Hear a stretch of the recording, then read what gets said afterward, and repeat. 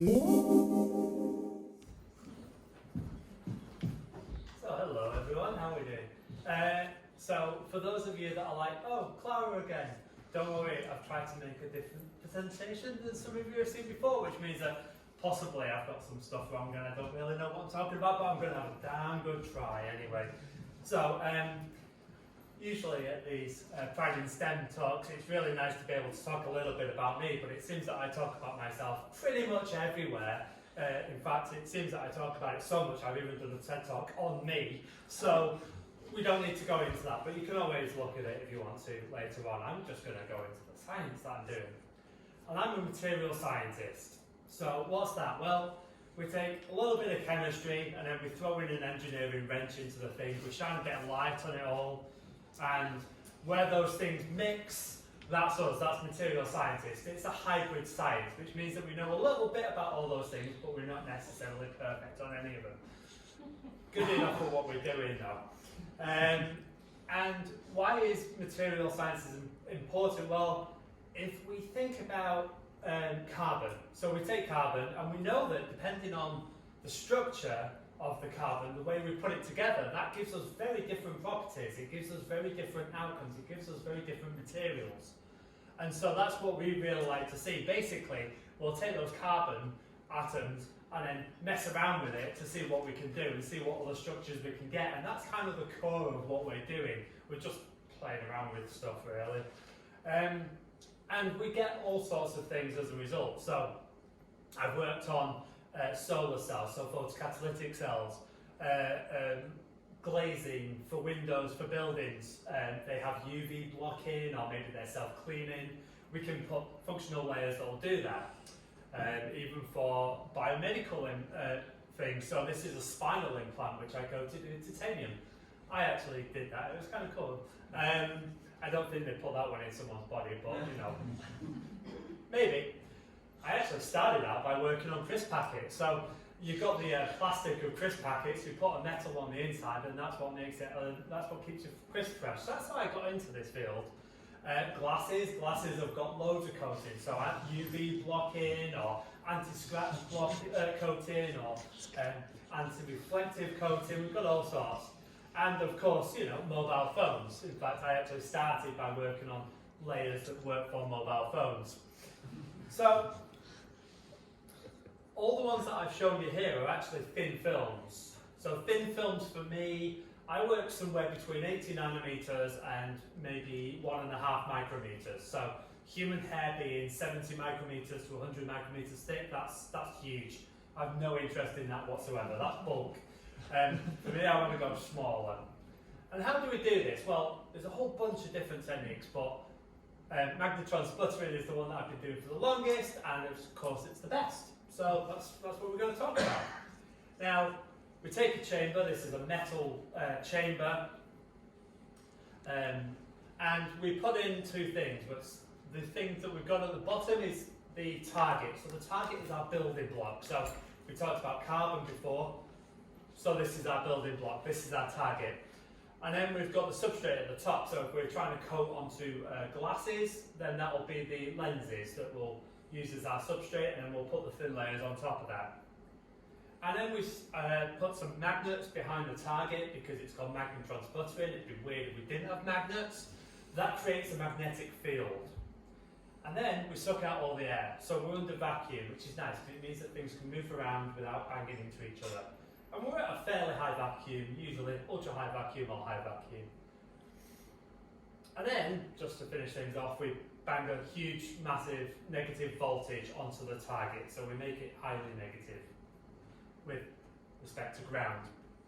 So this is great. And then in this chamber, we've got these electrons. And these electrons, you know, it's kind of spacious now. They've not got anything to bang into. So they wander around and they think they're free, but no, they get trapped. So some of these will get caught by the magnetic field, and once they do, they start banging around the target area. This is the area that we call the racetrack. And so they just keep on bouncing around, and there'll be others there. And then we insert some argon. Argon's great, it's cheap, and it's a good atom to use. It's an inert gas. Now, obviously the electron and the atoms aren't to scale. I know that. I just want to be clear on that. But So we've got the argon in there, and that also bounces around. And if we're lucky, hopefully, they might collide with each other. Yes! Awesome, that happened. It's almost like I planned it. So that's great. So the argon and the electron banged into each other, and when they did, it knocked off another electron, so that went flying around the chamber.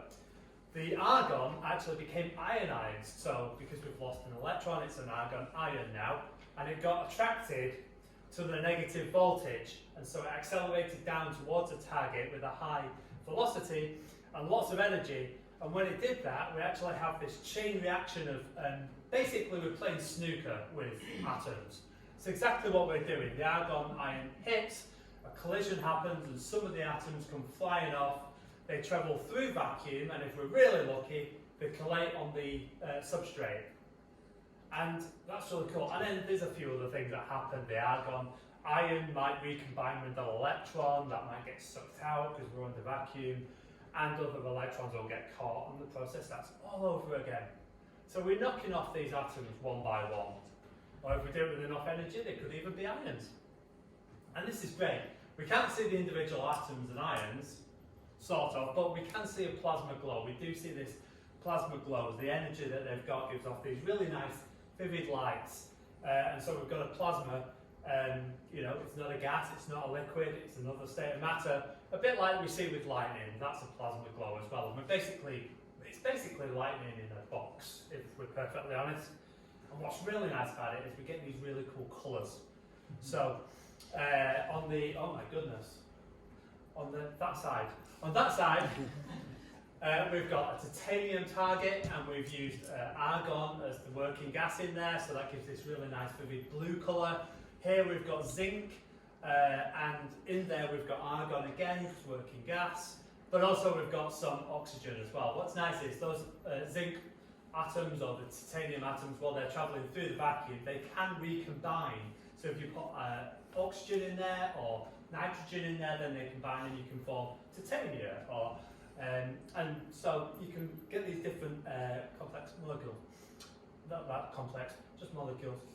So we've got this cool plasma, and we're not just using it to sort of make cars travel through time or anything like that. We're actually building up these layer by layer. All these atoms are arriving, and we're forming a thin layer of these atoms, and then you can move around the substrate, and depending on the energy, depending on the pressure, depending on a whole bunch of things, we can really change the structure. And so this is what we were talking about before, trying to go from carbon being diamond to graphite. We can change that structure, and hopefully, you might not be able to tell, but hopefully these micrographs will show that there is a little bit of a difference, even though the properties were fairly similar. So that's magnetron sputtering in a quick overview, simplified of course. Now, I work in the Centre for Applied Superconductivity. I've been here for 5 years, so I figured that I should probably talk a little bit about superconductivity. So this is where it gets new. This is all new stuff over the last few days. So let's see what I've written. So we've got this structure. We've got all these atoms, and they're nice in a nice lattice here. We've got a nice crystal structure, and we really want to think about resistance. What is resistivity or conductivity? Well, if we take the atom, and we've got the electrons circling around the outer shell, and if you've got one electron on the outer shell, then we can sort of, it's not too hard to use that, to pull that off its shell and use it as a C. We can have a C, we can pull all these individual electrons off. And so we've got all these electrons that are passing through when we apply a voltage difference to the material. So that's what it is, that's a current, that is the electrons travelling through the material. And that's really good, but unfortunately it's not quite as straightforward. They don't just travel through, because unfortunately the crystal lattice bounces around. It's always vibrating. So what we actually find is that some will get through, but some get knocked off and they go all over the shop. And this comes out as resistance. This is given off as light or heat or something like that. So we're just interrupting the path of the electrons. And a bit like two cars, you know, the electrons are bouncing into each other and they're bouncing off. So what can we do about this? Well, superconductors are a little bit different. What we do with superconductors is we start to cool them down. And so we get them to a low temperature, and as we do, the vibration becomes less, so they're not moving around quite as much, which is really nice. So it means that you're more likely to be able to get things through. Now, with superconductors, the downside being you've got to cool them down, which is what I said we just do, which is what I just said we do. And with classic superconductors, you're probably talking at being around 7 Kelvin, so minus 270 degrees C, so pretty cold. But don't worry, I work with high temperature superconductors, so we only need to be 70 Kelvin, so only minus 200 degrees C, which is great. Okay, yeah, it's not relative, but what's nice about that is we can use liquid nitrogen to cool them down, which means that I can do it in my lab. So that's really good. So we cool these things down, and then what we also do is we find that the electrons that basically they go and grind them and they go and get themselves some mates. And they form these Cooper pairs. And so what they do is they can be several nanometers apart from each other, but they form, even though they've got negative charge, same charge, they still form these really strong bonds. And so when they're traveling through, it actually takes an awful lot more energy, because when they do this, I'm not entirely sure how, but they move the state, the energy state, which means that it takes an awful lot more energy to get them to move. It's a lot harder to get them to deviate from their path. So we had the two cars before where they banged into each other, they had the similar sort of energy and they came off. But this is more like someone moving, their head and someone throwing a tennis ball, and the tennis ball will go bouncing off while the head will still carry on in the same direction. So that's basically what it is. It takes a lot more energy from that tennis ball to sort of change Kirk there. So, Kirk's position. So that's what we're doing. Oh, the lattice has gone all over the show here. Okay, so we've got these travelling through. Another little thing that we do is, it also, as they're moving through, what we find is that it starts to pull the nearest atoms towards the electrons. As the electrons are travelling through, the atoms pull in, and so it forms a slightly positive charge. And as it does that, then the negative electron that's behind it, the Cooper pair, it's a bit like if you're cycling and you're getting behind each other. The second one can whip through because it's a slightly positive charge. So there's all these things going on, and they all do different stuff, which is really nice. And so with all of this, everything together, it basically means that they go from being conductors to being superconductors, like they're really superconducting, which is great.